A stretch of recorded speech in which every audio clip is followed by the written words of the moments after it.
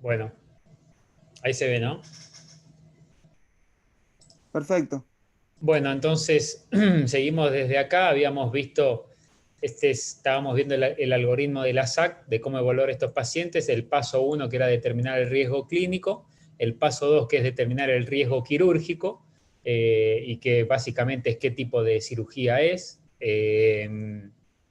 Y de acuerdo con esto, el paso 3 va a ser la determinación del riesgo clínico quirúrgico y desde acá van a salir las recomendaciones. Entonces, asociando los dos pasos anteriores es donde vamos a determinar el riesgo clínico quirúrgico. Y este riesgo, bueno, cuando es un alto riesgo clínico por cualquiera como dijimos inicialmente, la presencia de un criterio mayor o dos criterios menores, definido por algún criterio mayor.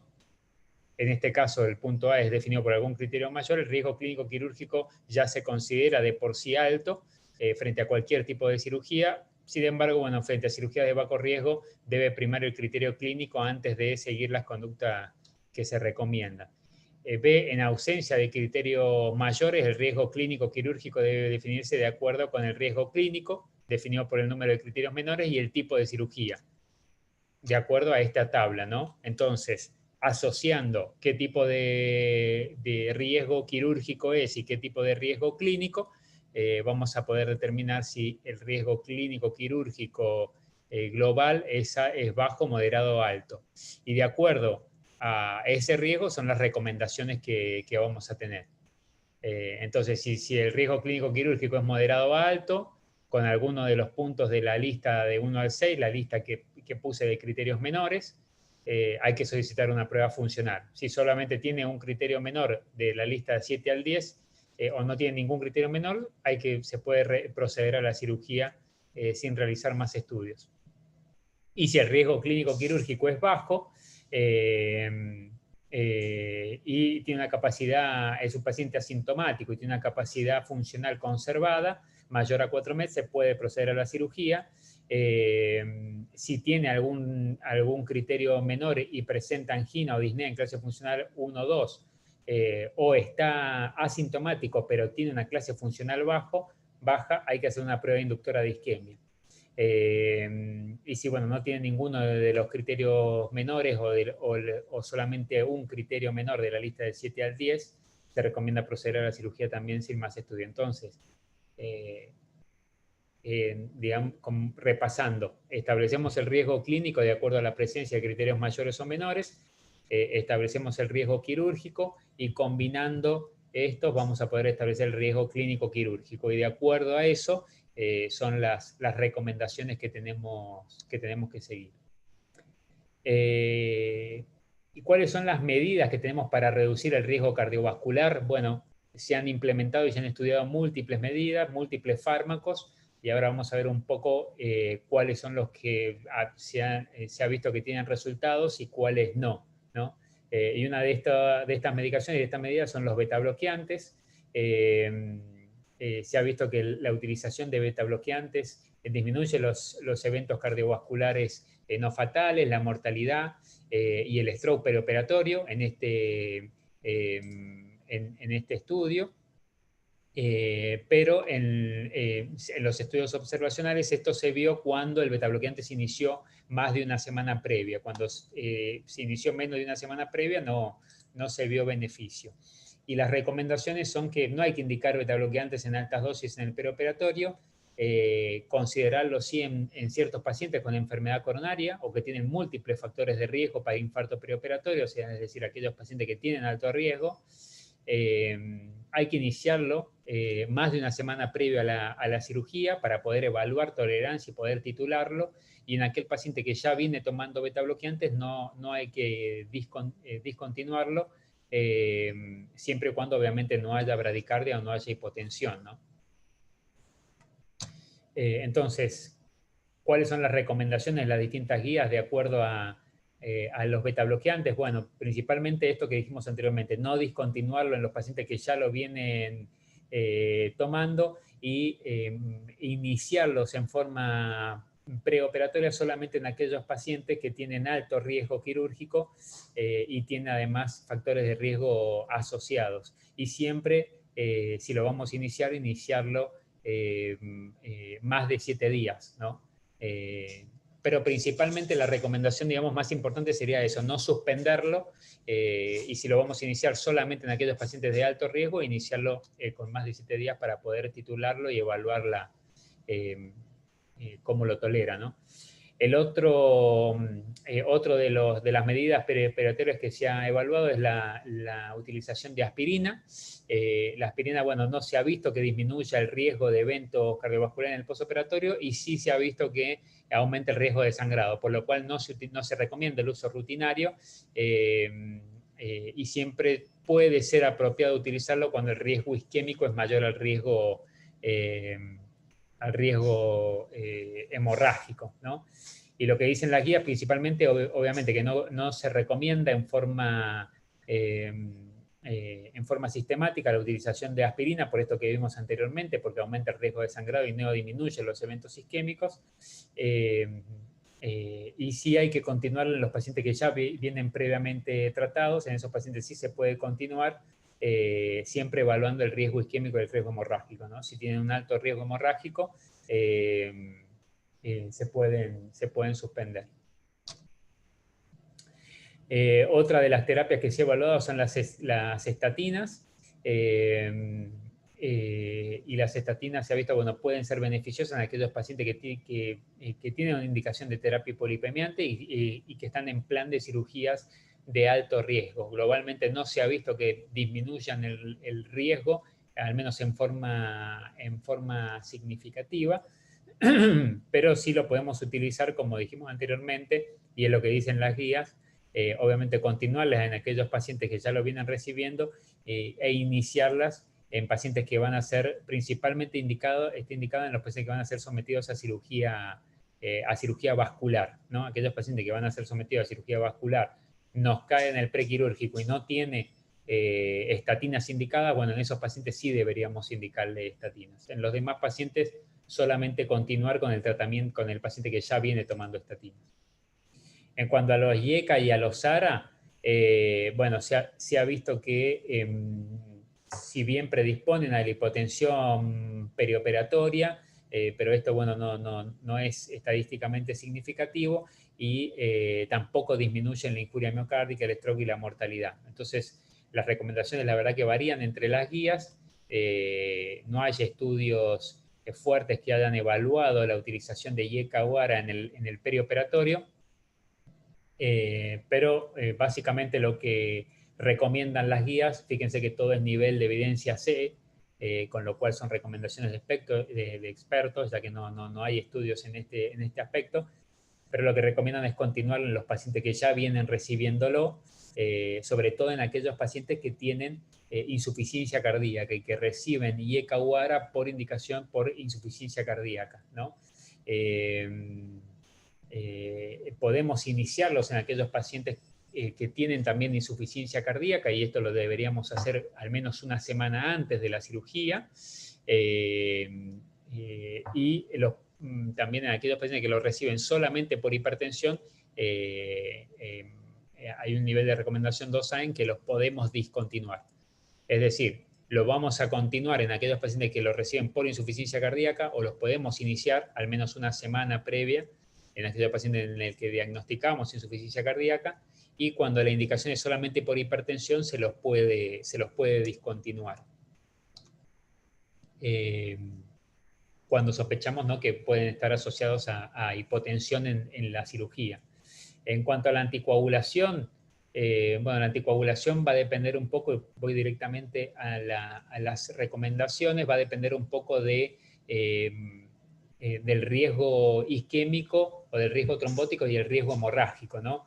Obviamente en aquellos pacientes la anticoagulación la vamos a suspender siempre previa a la cirugía, y en aquellos pacientes que tienen alto riesgo isquémico, como son los pacientes que tienen una fibrilación auricular con un score de Chats mayor a 4, los pacientes que tienen válvulas mecánicas o válvulas biológicas recientemente insertadas, o tienen una plástica mitral reciente, o tienen una trombosis venosa profunda reciente o tienen trombofilia, en aquellos pacientes los vamos a suspender, pero vamos a hacer un puente con heparina, ¿no? Y en aquellos pacientes que tienen una indicación de anticoagulación, pero no con estos criterios, podemos suspenderla sin hacer un puente con heparina de bajo peso. Y ya yendo a algunas poblaciones especiales, como por ejemplo los adultos mayores, obviamente sabemos que los adultos mayores tienen tendencia a tener más eventos cardiovasculares, principalmente, bueno, por los cambios fisiológicos de la fisiología cardiovascular relacionados con la edad, la disminución de la respuesta, bueno, simpática al estrés, la reducción de la complacencia arterial, la disminución de la respuesta de los vasoreceptores, bueno, todo lo que puede generar una labilidad de la presión arterial y la frecuencia cardíaca y aumentar sobre todo la susceptibilidad a la hipotensión.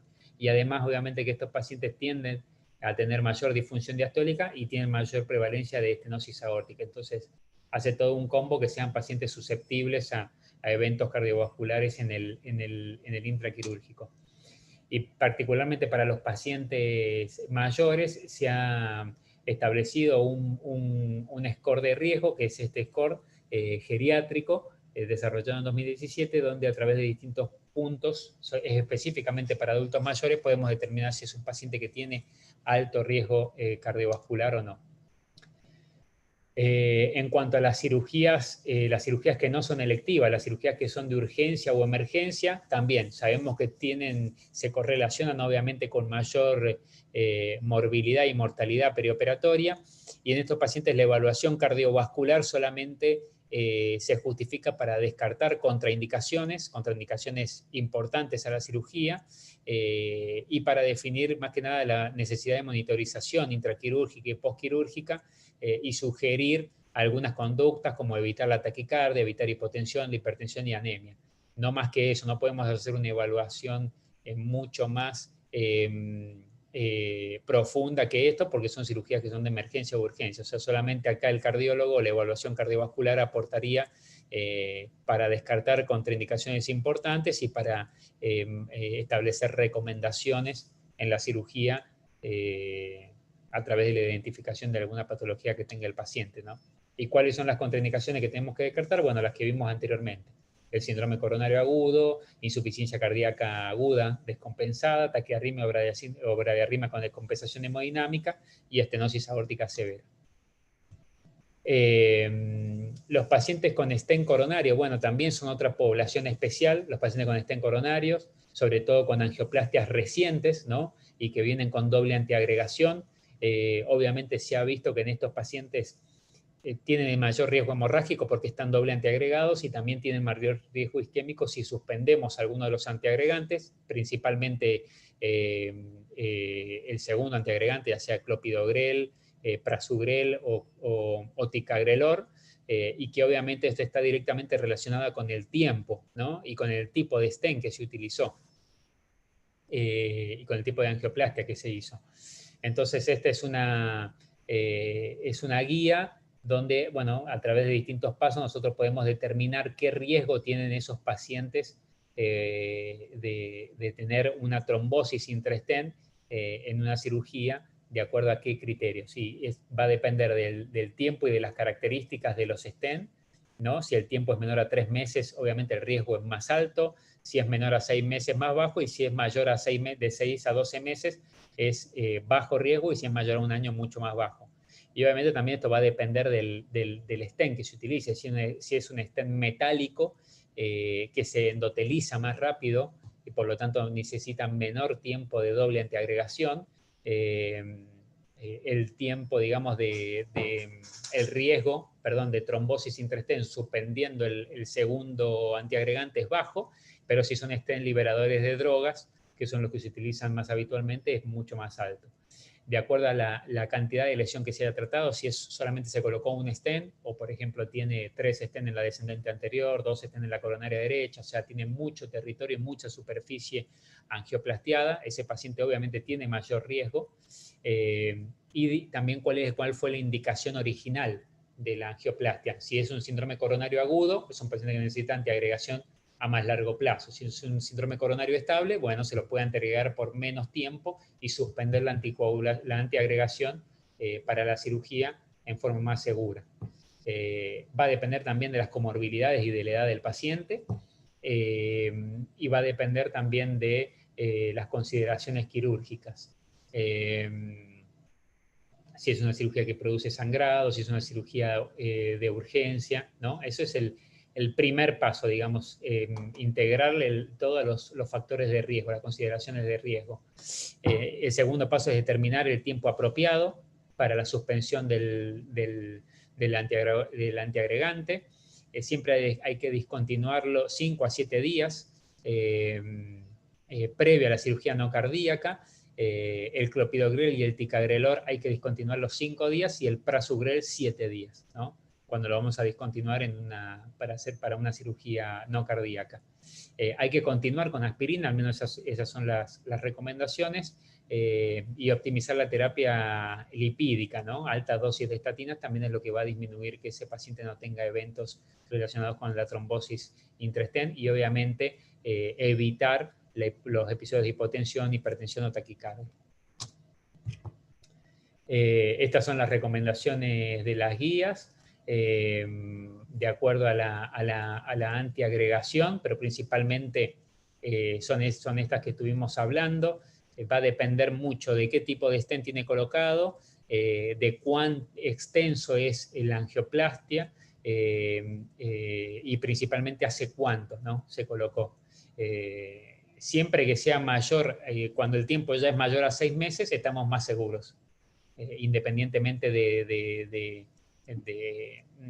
por qué se hizo la angioplastia, si fue síndrome coronario agudo o angina crónica estable, pero el tiempo, digamos, es 6 meses.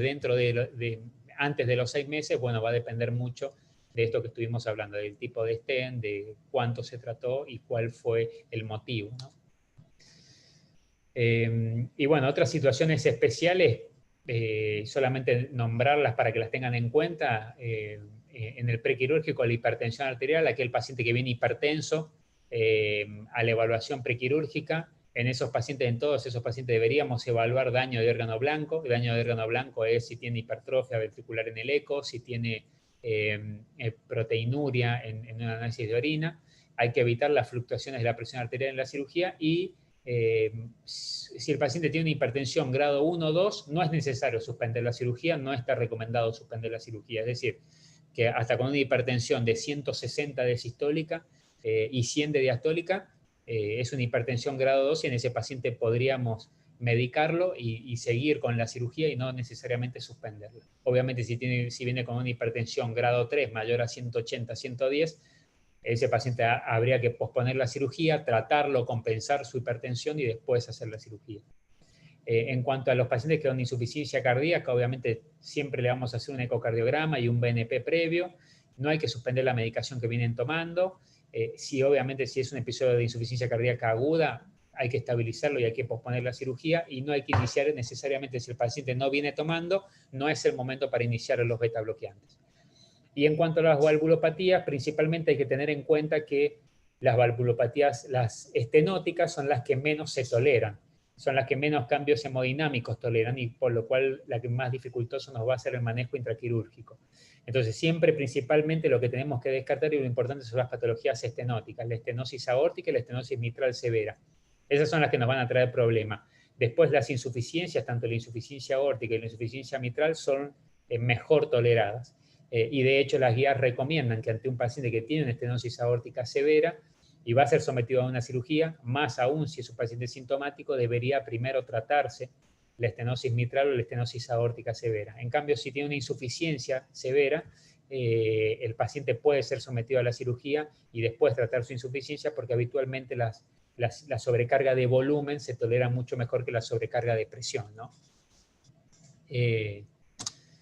Bueno, como conclusiones y para finalizar, lo importante, digamos, es recalcar la importancia de la historia clínica, del examen físico y de la evaluación de la capacidad funcional de estos pacientes.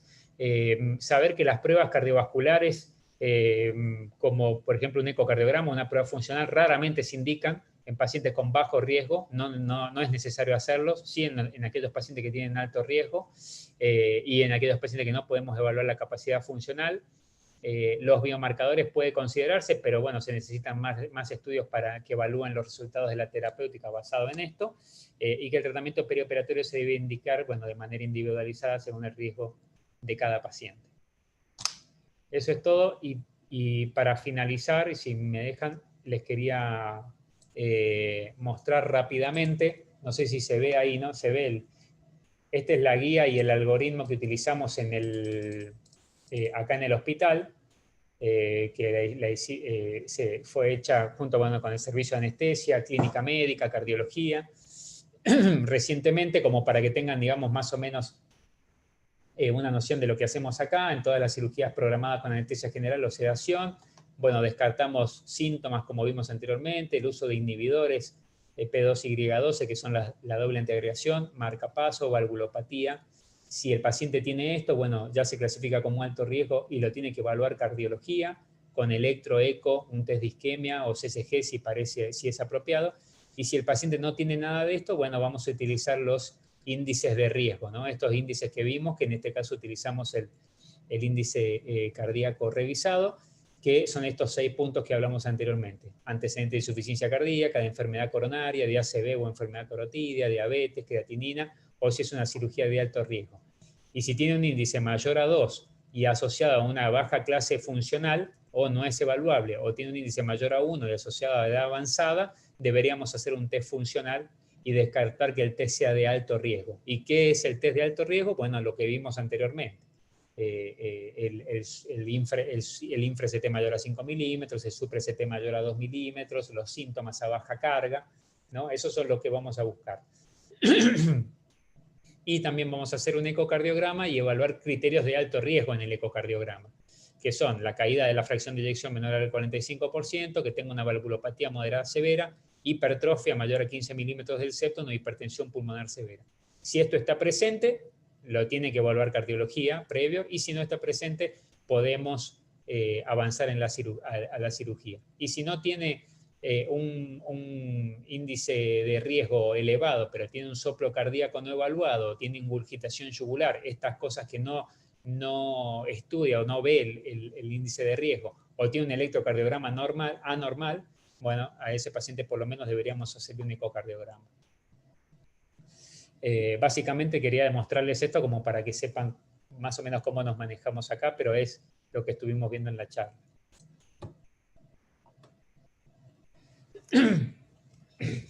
Perfecto, Eduardo. La verdad que desglosaste muy bien todo lo que es el riesgo cardiológico prequirúrgico, para que lo entendamos. Y, y bueno, los conceptos, ¿no? De qué estudios pedir y por qué pedirlos, eso nos sirve mucho porque muchas veces vienen pacientes sobreestudiados, y vos decís, ¿por qué le pidieron esto? Y muchas veces vienen pacientes que le faltan un montón de estudios, y por ahí conocer los criterios y los fundamentos, a quién pedirle y qué estudio, está bueno, está bueno. Y lo último que mostraste, creo que es algo que lo pueden hacer todas las instituciones, porque es un poco de comunicación entre los servicios. A nosotros particularmente en el hospital regional lo que nos pasa es que de repente los traumatólogos a todos los pacientes les piden riesgo cardíaco, tengan 18 años los pacientes, 20, y de repente hay un paciente de 80 años con un montón de comorbilidades cardiovasculares que no tiene más que un electro pedido. Creo que eso se pueden organizar los servicios y hacer algo parecido. Porque más allá que en el Hospital Austral tienen mucha más complejidad y demás, pero bueno, son cosas que se Sí, pueden hacer. me parece que está bueno como para unificar que todos hagan lo mismo, ¿no? Y que no depende de a qué médico ve, qué es lo que le pide, sino unificar, que todos hagan lo mismo, que esté claro, porque eso también acelera las cosas y hace más rápido, y que se le pidan los estudios necesarios a los pacientes necesarios, ¿no? Porque como vimos, la gran mayoría de los pacientes no van a requerir estudios adicionales, ni ecocardiograma, ni biomarcadores, ni prueba funcional, ni siquiera un electro. Y sí, en algunos pacientes particularmente lo van a requerir. Entonces, me parece que está bueno eso. Sí, Ahí sí. preguntan en el chat cuáles son los biomarcadores más recomendables para evaluar a un paciente preoperatorio y en qué caso deberíamos, bueno, pedir la asistencia de un cardiólogo. Bueno, los biomarcadores, los que están evaluados son los que dije, el BNP y la troponina, y están contemplados en pacientes que tienen alto riesgo. La troponina principalmente en aquel paciente que tiene alto riesgo isquémico, o que por los índices, por los criterios de riesgo nos da como alto riesgo y va a ser sometido a una cirugía de alto riesgo, en ese paciente deberíamos pedirle troponina basal y a las 48 horas del postoperatorio. Y el BNP principalmente en aquellos pacientes con insuficiencia cardíaca, que tienen antecedentes de insuficiencia cardíaca, que queremos saber el estatus basal, pedirle un BNP. Pero, como dije en las conclusiones, no está demostrado que, digamos, nos sirven como pronóstico, ¿no? Obviamente, si vienen altos, es un paciente que tenemos que tener más cuidado porque tiene más probabilidad de tener eventos. Pero no está demostrado que hacer una terapia específica basada en esos marcadores sirva o modifique el riesgo de esos pacientes.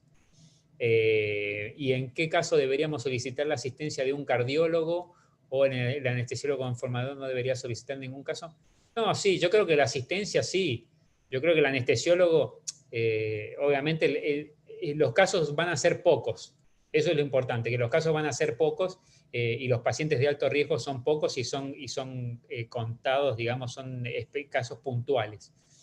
Pero creo que ante un paciente que, sobre todo que tiene antecedentes de enfermedad coronaria y va a ser sometido a una cirugía de alto riesgo, o en aquel paciente que tiene antecedentes de insuficiencia cardíaca, o en aquel paciente que tiene una revascularización reciente, en esos pacientes me parece que sí solicitaría la evaluación cardiológica, aunque sea una cirugía urgente, porque como dije, si bien la evaluación no va a retrasar la cirugía porque no debería, pero por lo menos nos puede dar algunas pautas el cardiólogo de decir, bueno, mira, a este pedirle un eco, a este pedirle una prueba funcional, este tener cuidado con no desprecargarlo tanto porque tiene una obstrucción dinámica, mantener la presión más bien alta, este tener cuidado que no se sobrecargue porque tiene mala función. Digamos, nos va a permitir darnos esas pautas que le puede servir al anestesista para manejarlo en el intraquirúrgico. No sé si hay alguna otra pregunta o duda.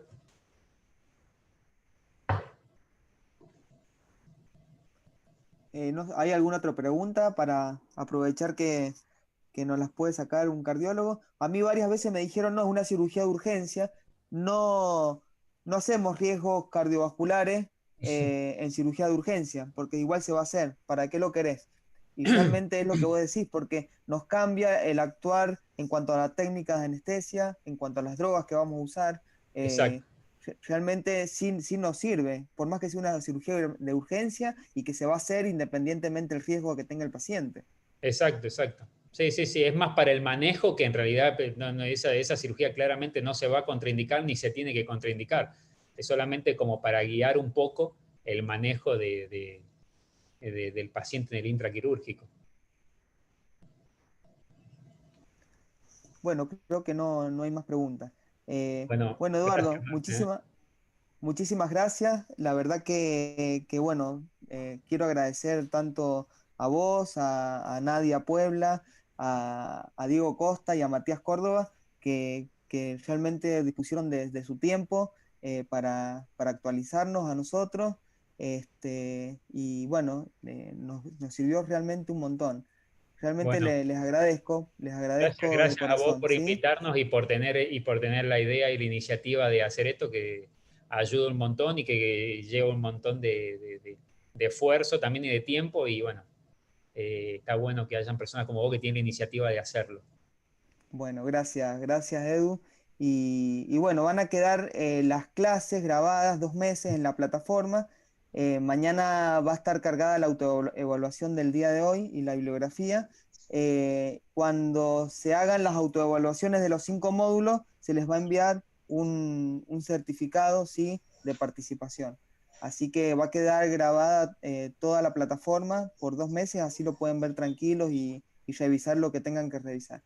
Bueno, damos Excelente. por finalizado el taller con esta charla que la verdad que me gustó mucho.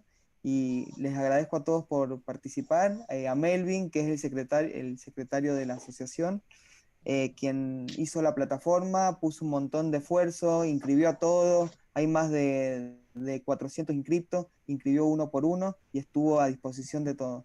Así que a Mauro, a Gustavo, que se encargan de la parte científica de la asociación, así que agradecer a todos.